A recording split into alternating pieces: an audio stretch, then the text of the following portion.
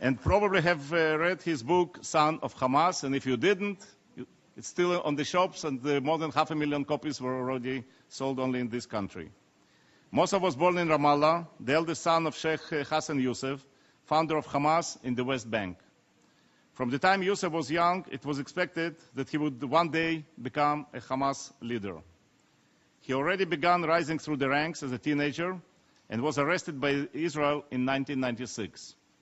While in prison, he decided to accept a Shin Bet offer to become an informant.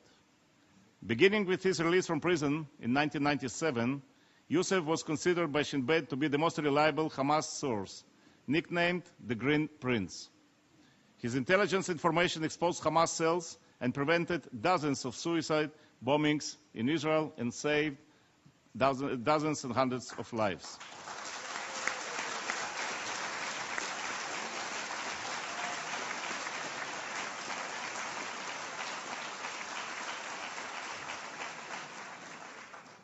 Yousef moved to the United States in 2007, and after 3 years was finally granted political asylum in 2010. Mosab, the floor is yours for opening remarks. Thank you for the introduction, and thank you for this wonderful opportunity.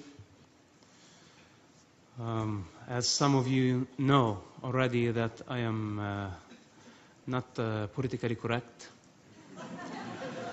And I don't believe that the politician can provide the solution, especially when the politician does not have a moral ground that they stand on.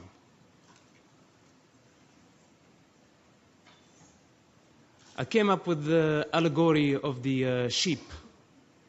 Maybe some of you heard me saying it somewhere else.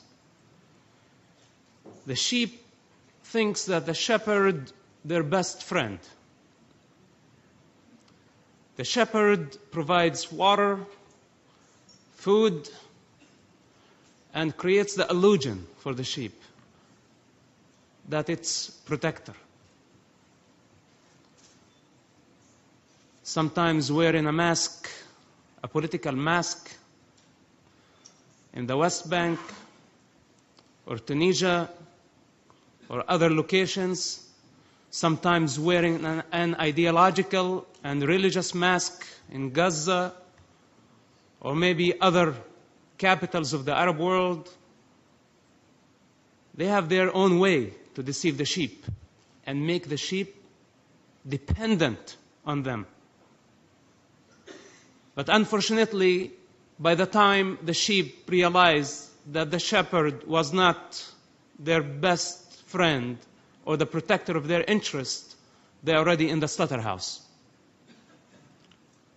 This is the reality of what's happening in the Middle East. Leaderships of the Palestinian people, my people, by the way, and I have the authority to say this. If they disown me, if they label me as a traitor, they can say whatever they want to say. I sacrificed a lot for the sake of Palestine, of Islam, even of Hamas. I spent 27 months in Israeli prisons. I grew up witnessing the first Palestinian Intifada, and I had no idea what was going on.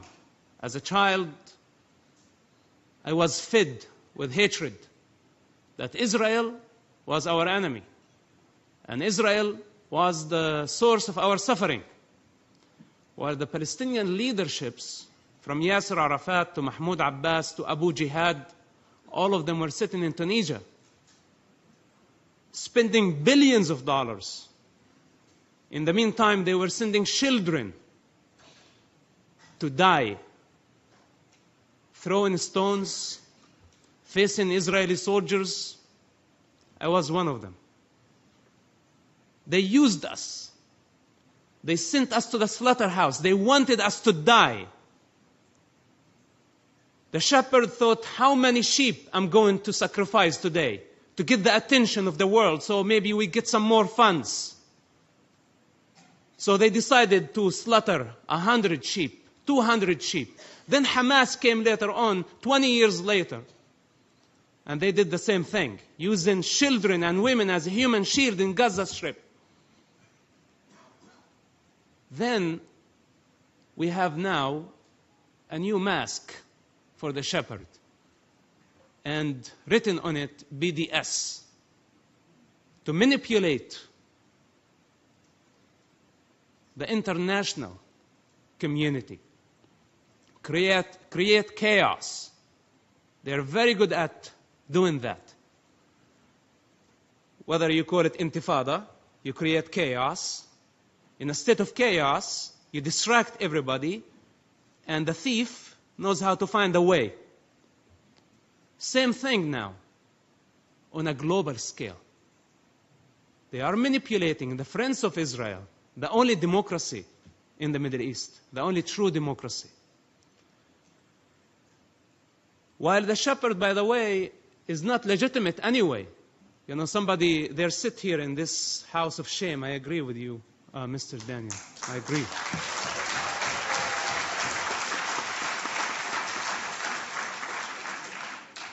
They don't represent the Palestinian people anyway. Who are you representing? The Palestinians in the West Bank or the Palestinians in the Gaza Strip? You are representing greed. Wearing the mask with what so-called Palestinian cause. You're a liar. You're a Lucifer.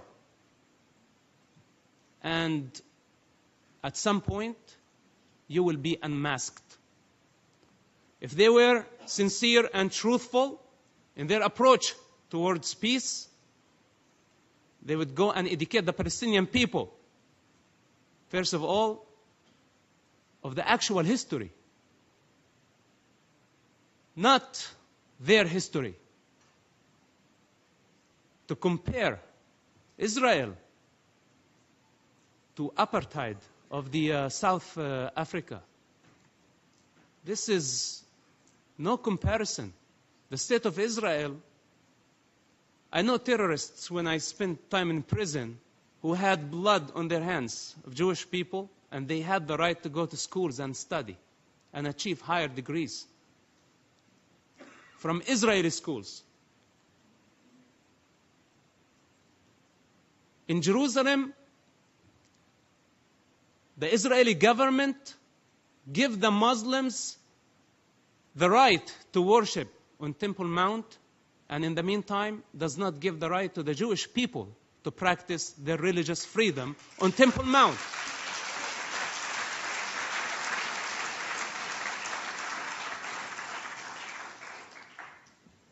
Israel, before BDS, which is, BDS is only a continuation to what has been happening for many years since its establishment. I ask myself, a country like Indonesia or other countries thousands of miles away, Muslim countries, why are they boycotting Israel? What Israel has to do with them? But they have been unifying to delegitimize the state of Israel, not since the beginning or the establishment of BDS. BDS is just a new face. It's the new mask. I say those people need to be exposed to public. They are creating, as they created the chaos and the division within the Palestinian society, and they blamed Israel, now they are doing it on a global scale to make everybody hate Israel and to turn Israel's friends against it, to turn other democracies against Israel. It's their game. They're very good at it. One of the most powerful tools to stop them, I say, stop giving them money. Instead, I'm about to conclude. Instead of empowering them against the Palestinian people, empower the Palestinian people, empower the individual against them. Create jobs, create opportunities.